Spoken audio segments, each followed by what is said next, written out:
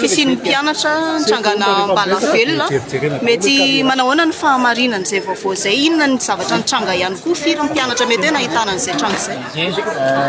Ho an'ny Sisiko Ambohidratrimo ao anatin'ny Sisiko Ambohidratrimo ny commune Talatamaty izay misy ny CEG Talatamaty araky ny vaovao niparitaka omaly iny dia nisy tranga hafahafa tao amin'ny CEG Talatamaty ny marainana iny, izany hoe nisy ankizy nihetsika Ambalavelona moa izany no filazantsika anazy.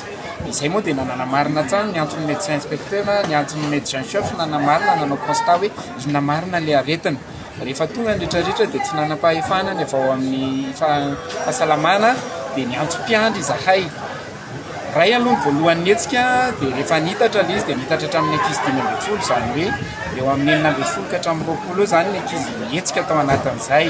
Fotoana vitsi-monja moa ilay izy dia voafehy izany hoe niasana tao amin'ny toerana. Rehefa niasana tao amin'ny toerana dia nalefaka ireo ankizy ireo ary tonga ny ray aman-dreny nakan'izy ireo tamin'ny rehefa tonga ny tolakandro dia nakainy ray aman-dreny ireo ankizy ireo efa nilamina soamantsara.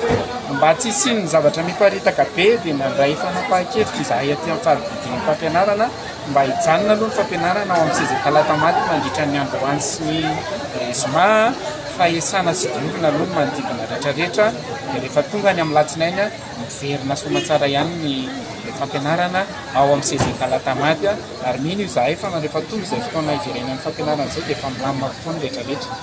Ohatranao no tena fiatsiana izy fa satria izy manko tonga dia telen'olona hoe Ambalavelona fa tena izay tokoa ve? Mitabataba be ilay ankizy misambaravara be ilay ankizy mitsipatsipaka ilay ankizy mitabataba ilay ankizy tsy tompony tena intsony ilay ankizy ary tena tsy mahatsara tena.